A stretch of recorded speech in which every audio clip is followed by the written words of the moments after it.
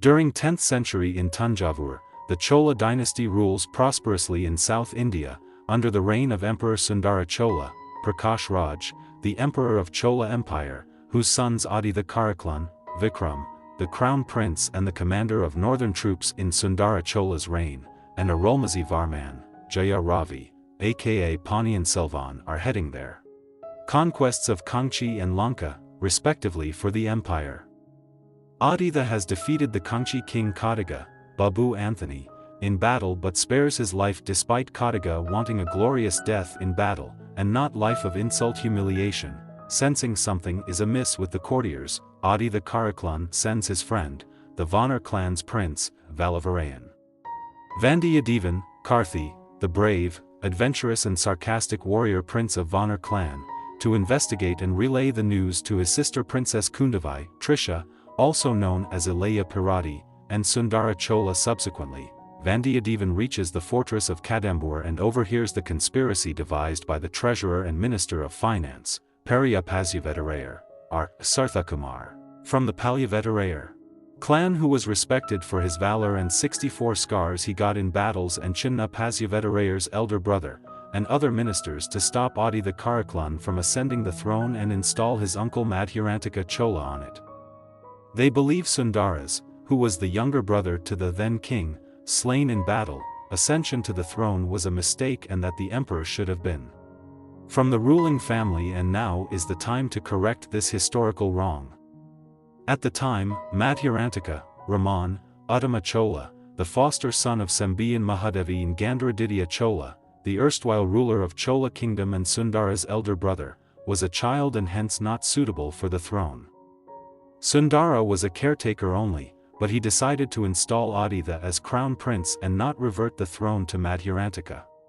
Vandiyadevan had frequent meetings with a Vaishnavite as Warkadian Nambi, Jairam, a Veera Vaishnavite spy who works for the Prime Minister and Queen Mother Sembiyan Mahadevi, whom he spots at the fortress spying on the meeting.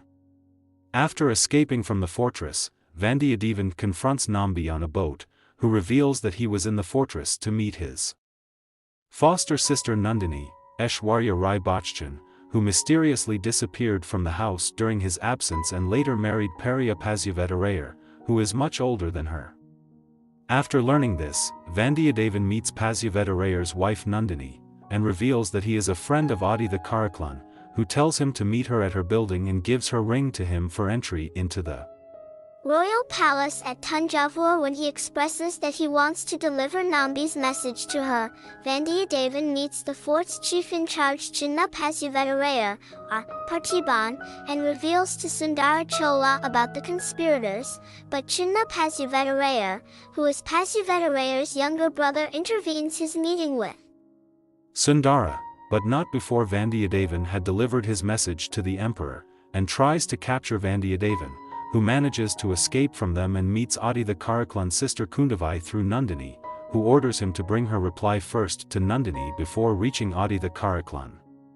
Periya reaches Tanjavur and meets Chinna and learns about Vandiyadevan delivering a message to Sundara about imminent danger to the dynasty. Chinna tells Periya that he suspects Nandini of giving his signet ring to Vandiyadevan. Periya confronts Nandini, who admits that she gave the ring to the spy as she wanted to know whom he was working for and why. Vandiyadevan overhears their conversation where Nandini insists to Periya that Vandiyadevan will bring Kundavai's reply to her, before going to Aditya. Sendhan Amudan, Ashvin Kakamanu, a flower seller, the original son of Sembiyan Mahadevi and Gandharaditya Chola, and he is a close friend of Vandiyadevan, helps Vandiyadevan to get to Kundavai's palace. Vandiyadevan confirms that Madhurantika was present at the conspiracy meeting and agreed to the plan to dislodge Sundara from the throne. After learning about the conspiracy, Kundavai, on whom Vandiyadevan begins to develop feelings, tells him to bring Ponniyin Selvan from Lanka. Sembiyan Mahadevi, Jaichitra, the wife of Gandharaditya, foster mother of Uttama Chola / Madhurantika and original mother of Sendhan Amudan, tells Madhurantika that Gandharaditya gave the kingdom to Sundara and that Madhurantika had no rights to it. She says Gandharaditya ordered him to live the life of a Shiva devotee. But Madhurantaka is adamant that he will press his claim to the throne. After winning the battle in Kanchi, Adi the Karaklan is told to return to Tanjavur but refuses as Nandini is present in Tanjavur. It is revealed that Adi the Karaklan was in love with Nandini, but the royalty refused to accept a poor orphan as the prospective queen of the Chola Empire and banished her from the city. After years, Adi the Karaklan met Nandini tending to his enemy Veerapandiyan, Nasir, who was the king of Pandya dynasty who had adopted Nandini after being banished from the Chola Empire. Nandini begged for Veerapandiyan's life, who was probably her lover, but in a fit of rage, Adi the Karaklan beheaded Veerapandiyan, causing a depressed Nandini to swear vengeance against his family.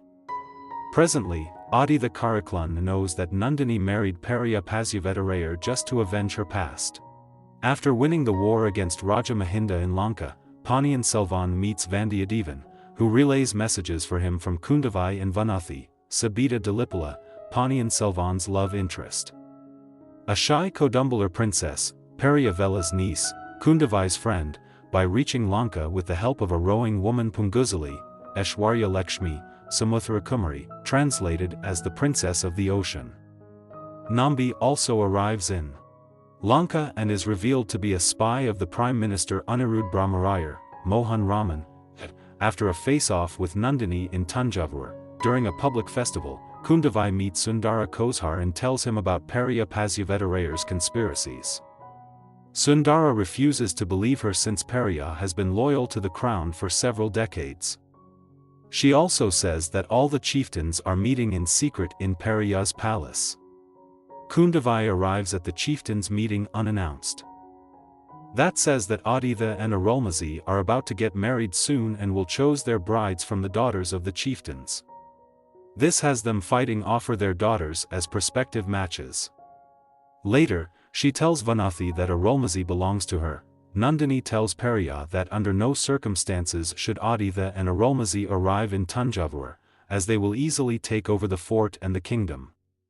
She wants only Arulmozhi inside the fort, in which case Aditha will never attack Tanjavur. The next day, Pasuvedarayar and the ministers manipulate Sundara Kozhar, by saying that his own sons are plotting competing against each other to take over the throne, to order a prison convoy to bring Ponniyin Selvan back to Tanjavur, declare Aditha as the king. Meanwhile, Kundavai is asked by Sundara Kozhar to bring Adi the Karaklan to Tanjavur, as it would not be appropriate for the crown prince to be far away from the capital. Sundara's plan is to ensure that both sons reach Tanjavur safely and then he will decide what to do. In Lanka, Ponniyin Selvan and Vandiyadevan are attacked by Pandya Abhathudavaigal, a group of devout soldiers in the Pandya dynasty, who are working under Nandini's orders, which is headed by Ravi Dasan, Kishore, but are rescued by a veiled woman Umai Rani, who had saved Ponniyin Selvan from drowning in the Pani river at a young age, thus giving the name. Kundavai meets Adi the Karaklan and tells him to arrive back at the kingdom by arguing that her decision to have Nandini banished was right as she took that decision as a princess, but Adi the Karaklan still adamantly refuses. Meanwhile, Pandya Abhathudavaigal's member meets Lanka King Mahinda, Sham Fernando, and receives soldiers as help from him in the group's plan to assassinate Ponniyin Selvan. Mahinda is pissed at Arulmozhi for attacking Lanka and Ravi convinces Mahinda that with soldiers he can attack the prison ship where Arulmozhi will be defenseless.